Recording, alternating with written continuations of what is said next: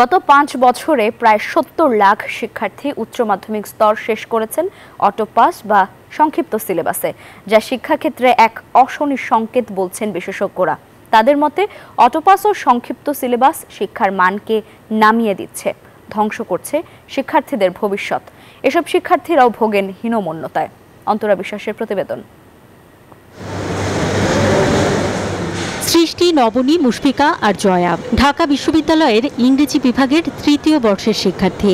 ২০২১ সালের করোনা মহামারীতে এইচএসসি পাশ করেন সংক্ষিপ্ত সিলেবাসে, যদিও কেউ কেউ নিজের ইচ্ছায় শেষ করেছিলেন সিলেবাসের সব পড়া। আমি আমার পুরো সিলেবাস কমপ্লিট করেছিলাম বিকজ উই ডিডন্ট নো যে আমাদের এক্সামটা হবে কি হবে না, কিভাবে হবে, মানে খুব আনসার্টেনিটি ছিল। এই প্রভাবটা পড়তে পারে শুধুমাত্র অ্যাডমিশন টেস্টের ক্ষেত্রে, যদি পড়াটা কমপ্লিট না হয় ওভাবে। অটোপাস বা সংক্ষিপ্ত সিলেবাসে পড়া অনেক শিক্ষার্থীই মনে করেন পুরো সিলেবাসে পরীক্ষা হলে তাদের পড়াশোনার ভিতটা আরও মজবুত হতো। অনেকে এই শিক্ষার্থীদের সেভাবে মূল্যায়ন করে না বলেও আফসোস তাদের। অটোপাস এবং শর্ট সিলেবাস আমার কাছে মনে হয় দুইটা ডিফারেন্ট ডিসকোর্স। আমাদের সময় আমরা ইংরেজি পড়িনি, অনেকদিন ইংরেজি না পড়ার কারণে দেখা যায় বেসিকগুলো কিছুটা ভুলে গিয়েছিলাম। অ্যাডমিশনের সময় গিয়ে আর একটু কষ্ট হয়েছে, আরও বেশি এফোর্ট দিতে হয়েছে। তো এখন যেহেতু করোনার মতো তেমন লং একটা লকডাউন বা কোয়ারেন্টাইন যায়নি, সেক্ষেত্রে আমি মনে করি সরকারের পরীক্ষা নেওয়া উচিত। বান্ডেল থাকলে প্রতি সেনমানিতে টাকা বাঁচবে। বিকাশ সেনমানি বান্ডেল কিনে জিতুন প্রতি লেনদেনে। এমন বাস্তবতায় ২৬ জুন শুরু হতে যাচ্ছে এইচএসসি পরীক্ষা। আবারও থাকছে সংক্ষিপ্ত সিলেবাস।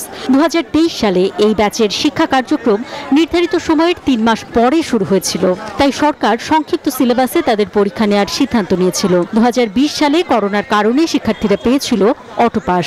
এরপর ২০২১ থেকে ২০২৪ সাল পর্যন্ত এসএসসি ও এইচএসসি পরীক্ষা হয়েছে সংক্ষিপ্ত সিলেবাসে।